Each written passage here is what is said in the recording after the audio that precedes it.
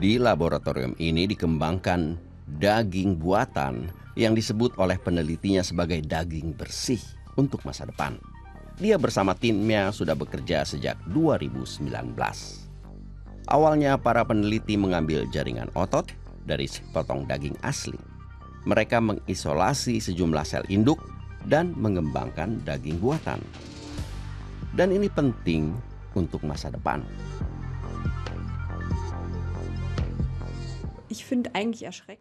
Di Jerman hanya ada sedikit orang dan kelompok yang meneliti bidang ini. Padahal pangan adalah tema penting. Jumlah penduduk bumi terus meningkat.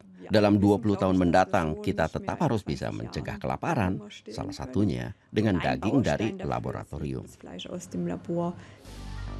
Di seluruh dunia ada lebih 80 perusahaan dan kelompok peneliti yang bekerja dalam pembuatan daging dari laboratorium. Sudah pernah ada hamburger pertama tapi harganya terlalu mahal. Memang sudah ada produk yang dihasilkan dan memang sudah lebih murah daripada dulu tapi tetap saja masih sangat mahal. Jadi harus ada perkembangan. Kita perlu massa sel dalam jumlah besar. Wir brauchen einfach diese große Zellmasse.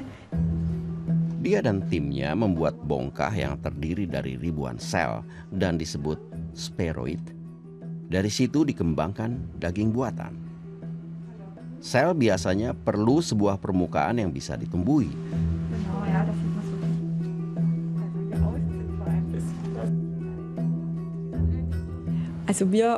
Kalau spheroid ini berhasil, kita bisa pindah ke produksi massal.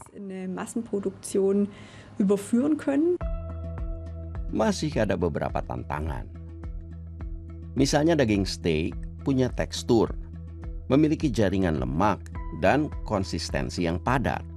Dan itu belum bisa diciptakan di dalam laboratorium. Tapi para peneliti sudah bisa meniru misalnya daging cincang, karena ini lebih mudah dibuat. Sejauh ini orang Jerman skeptis dengan daging buatan. Hanya 14% konsumen bersedia mencoba daging ini. Tapi biasanya orang muda lebih terbuka.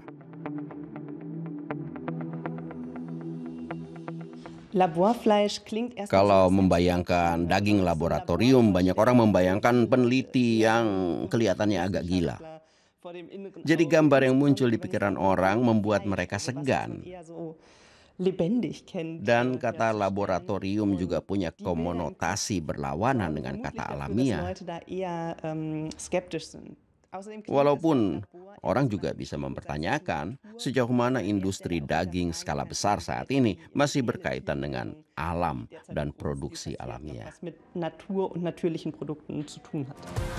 Di negara lain situasinya sudah lebih maju. Di Israel sudah ada hamburger dengan daging buatan. Dan di Singapura ada nugget daging ayam buatan yang sudah diperdagangkan secara legal.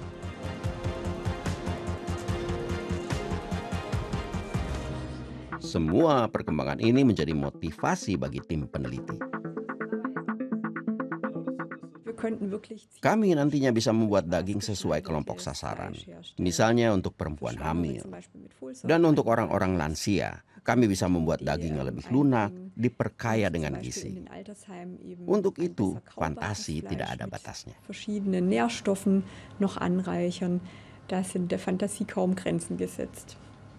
Jalan memang masih panjang, tetapi daging buatan akan menjadi kunci bahan pangan masa depan.